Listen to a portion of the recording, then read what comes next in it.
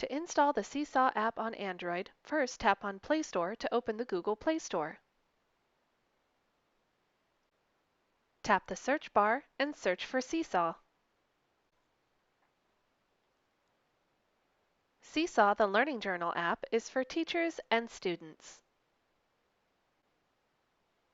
The Seesaw Parent and Family app is for families to connect to and view student journals.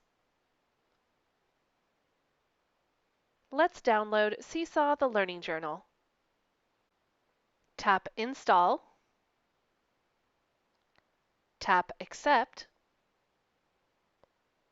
Seesaw will now download and install. This can take a minute or two.